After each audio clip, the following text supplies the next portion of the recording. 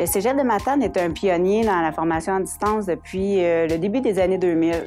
À partir de 2005, le Cégep de Matane, via sa formation continue, s'est mis à offrir des programmes de formation à distance.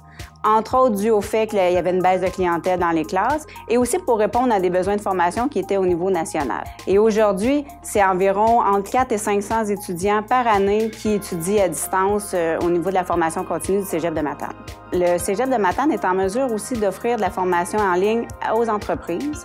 Dans l'objectif de répondre aux besoins de main-d'œuvre, les entreprises doivent se tourner de plus en plus vers la formation à l'interne.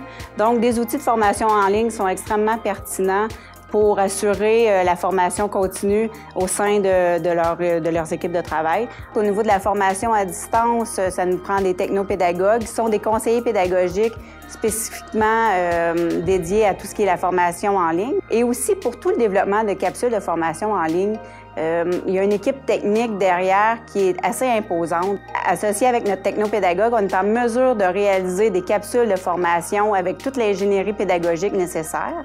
Cette équipe-là, en ayant la chance de l'avoir à l'interne, ça nous permet de répondre à des besoins de formation des entreprises. Aussi, on se déplace dans les entreprises pour filmer réellement puis tourner dans les milieux de travail, ce qui permet vraiment d'avoir des formations qui sont représentatives et qui répondent vraiment aux besoins de nos clients. L'expérience du Cégep de Matane en formation à distance à l'enseignement régulier a débuté beaucoup en partenariat avec la formation continue, qui avait déjà une expérience d'au moins une dizaine d'années dans le domaine, mais en partenariat aussi avec d'autres cégeps, notamment et plus particulièrement le Cégep de la Gaspésie-des-Îles, qui avait initié des projets en comptabilité et gestion et en soins infirmiers. On s'est également donc inspiré des pratiques qui avaient été développées par la formation continue pour initier des projets en technique de tourisme particulièrement, pour aller rejoindre une clientèle qui pouvait se retrouver à l'extérieur de la région et rejoindre davantage d'étudiants dans des programmes qui étaient en difficulté de recrutement. Donc pour nous, la formation à distance a été un moyen de déployer un peu plus largement notre offre de programme à l'extérieur de la région.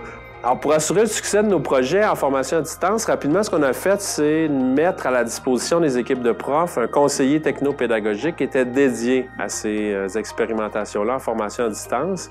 Et ce conseiller-là a vite développé une relation de proximité avec le travail du prof, autant en le préparant, donc en lui fournissant toute l'aide, le soutien nécessaire pour maîtriser les outils, maîtriser l'environnement technique de la salle de téléenseignement, par exemple, ou des outils, des classes virtuelles interactives, mais aussi sur des réflexions, je dirais, plus profondes sur le plan pédagogique.